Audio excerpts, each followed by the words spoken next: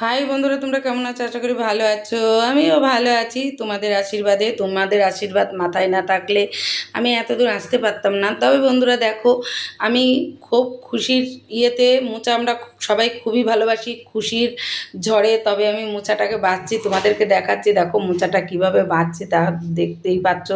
আর রান্নার সময় খুবই তাড়াহুড়ো থাকে। আর রাত্রিবেলা মোচা ছেলে ছুলে পরিষ্কার করে রাখলে কি হয় বলো তো, কালো কালো টাইপের হয়ে যায়। ওই জন্য আমি ওটা করি না। আমি যখনই মোচা নিয়ে আসি তখনই মোচাটা সঙ্গে সঙ্গেই মানে কাটা বাছা করি, করে তবে রান্না করি।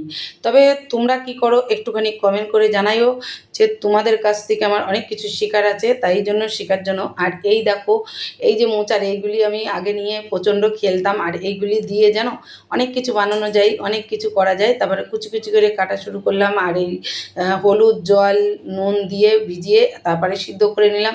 সিদ্ধ করে এই যে মশলাগুলি, এইগুলি দেখো, কটা রসুন দিয়েছি, তারপর ছোট্ট করে একটা পেঁয়াজ দিয়েছি, দিয়ে লঙ্কা টঙ্কা দিয়ে যে মিশিয়ে রেখেছি। আর ওই আলুটা ভাজবো, ভেজে ওর মধ্যে দেবো, কুচো করে রেখেছি। তারপরে হচ্ছে গিয়ে দেখো কড়াইতে দিয়ে, আর এই চিংড়ি মাছগুলি মাথাগুলি বেছে রেখেছি, কারণ চিংড়ি মাছ রান্না হয়েছে আজকে, পটল চিংড়ি হয়েছে, আর হচ্ছে গিয়ে এই মোচা হবে, তাই মানে বেছে রেখেছি। এই যে দেখো দেখো দেখাচ্ছি, দেখেছো, দেখতে পাচ্ছ?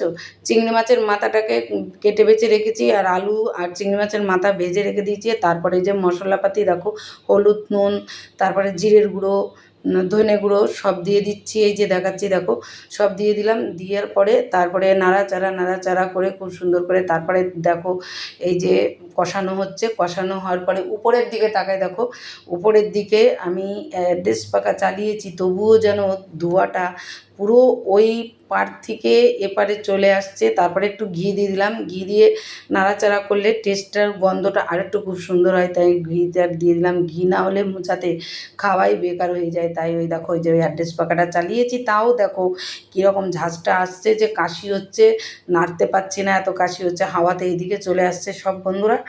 তা দেখো এই যে মোচাটা দেখো কেমন হয়েছে, দেখো তোমরাই বলো কেমন হয়েছে রান্নাটা।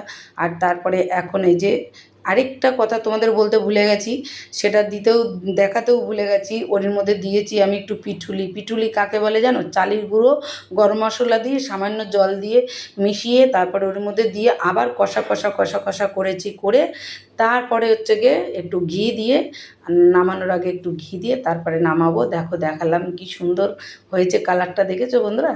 এই যে ঘিটা এখন দেবো, দিয়ে তবে হচ্ছে গিয়ে নামাবো। ঘিটা বের করছি, ঢাকনাটা খুলছি, তোমাদেরকে দিচ্ছি। এই যে দেখো 1 চামচ ঘি দিয়ে দিলাম, আগে 1 চামচ দিয়েছি, এখন 1 চামচ দিয়ে দিলাম, ব্যাস। আর ঘি লাগবে না।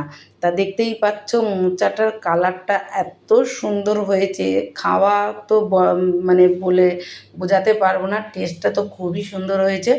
তা তোমাদের কাছে কেমন লাগলো একটু কমেন্টটা করো। আর তোমরা কেমনভাবে মোচা করো সেটা, আমি কীরকম করি সেটা তোমাদের দেখাই দিলাম, আর তোমরা কেমন করো সেটা একটু মানে পরিষ্কারভাবে দেখাইও, তাহলে মনে হয় আমার ভালো হয়। আর তোমাদের থেকে শেখার আমার অনেক কিছু আছে। আর মোচা জানো তো, লোভীয় তো জিনিস, মানে সবারই ভালো লাগে। টাটা, বাই বাই, ভালো।